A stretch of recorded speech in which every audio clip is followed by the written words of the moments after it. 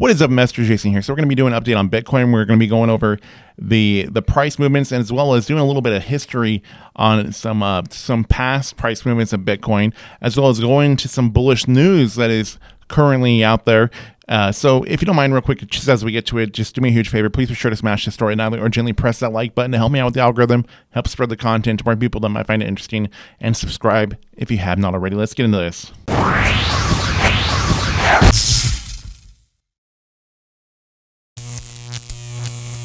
So currently the price of Bitcoin is around $20,700 at the time I'm making this right now. The price is moving all over the place, a lot of volatility. There's always been a lot of volatility in Bitcoin and crypto in general, much more than stocks. And as you guys know, there's nothing stable about crypto. Now, so we're looking at Bitcoin from a pulled back look here. We're looking at the different times that Bitcoin has had halvings. Now we're just going to go off the last two halvings, and this is when, for people that aren't familiar, a halving is when the block reward of Bitcoin, and this is the amount of Bitcoin that is being mined, is reduced in half. So Bitcoin's scarcity factor that it has, a little bit less than every 4 years, the amount of Bitcoin that is being mined is cut in half, so there's less Bitcoin that is being put out on the market. Now, the one that we had back in 2016, the price of Bitcoin was under $1,000 at the time. We saw it quickly rally right after the halving. And by the next year, in 2017, at the fourth quarter of 2017, we had seen Bitcoin reach an all-time high at that time that was close to around $20,000. It had a lot of resistance at that price, and there was a lot of pullback that had happened. The price of Bitcoin then had dropped pretty dramatically, and it didn't ever reach that all-time high until after the next halving that had happened in May of 2020. Now, after the halving in May of 2020, which is the last halving that we've had so far, the price of Bitcoin went into a big rally. When it went to its all-time high, it was in the fourth quarter of the next year, in November, and we had seen the price of Bitcoin go to close to $70,000. Something that we can look at here in this pulled back look is seeing that after the first year after a halving, by the fourth quarter of that next year, Bitcoin goes to an all-time high.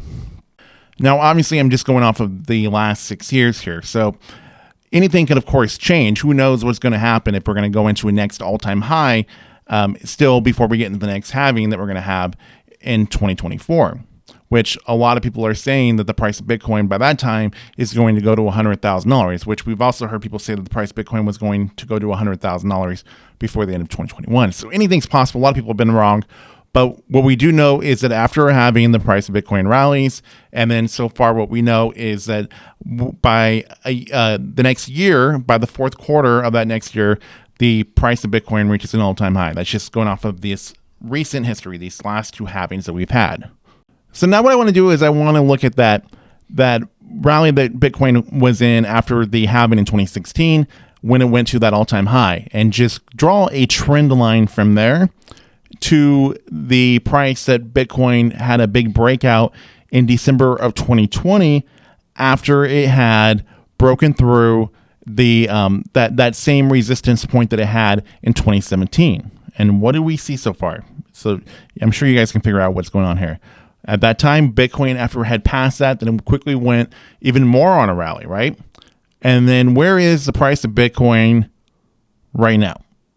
So currently the price of Bitcoin right now is holding support above the price that Bitcoin was showing a lot of resistance back in 2017, and a bit of resistance that Bitcoin was seeing back in 2020.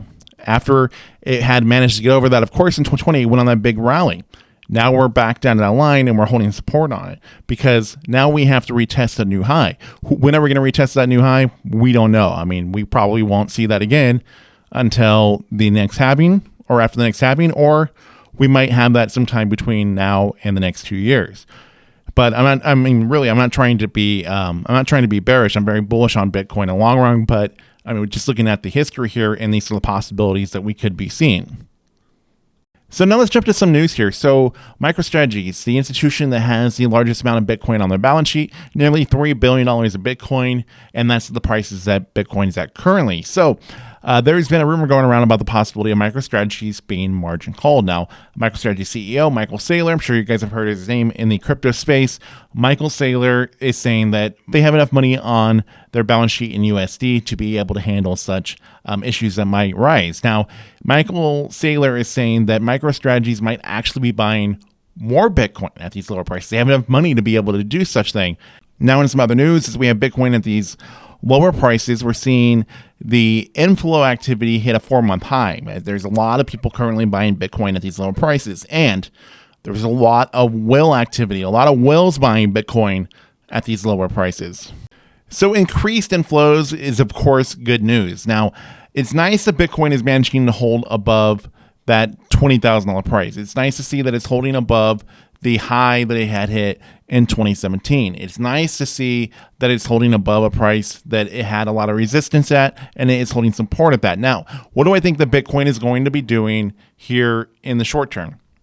Now, what I think, because of course it's going to be very unpredictable as we go into possibly another rate hike after the one we just got, but what I think that we're going to see most likely with the price of Bitcoin is we're going to see the price of Bitcoin staying between the price of $20,000 and $28,000. I'm saying that because the $28,000 price was also a very crucial price for Bitcoin, where as we've seen the price of Bitcoin pass that $28,000 price in the past, it had managed to hold above that price throughout all of 2021 after I had passed it, and it was holding above that very well in 2022 until it had fallen through. Once it had really fallen through and wasn't able to go back up and find support above it, then it really fell through all the way down to $20,000. So this is why I'm thinking that we're going to be seeing Bitcoin trade a lot between $20,000 and $28,000 until it can manage to get through that $28,000 price, and then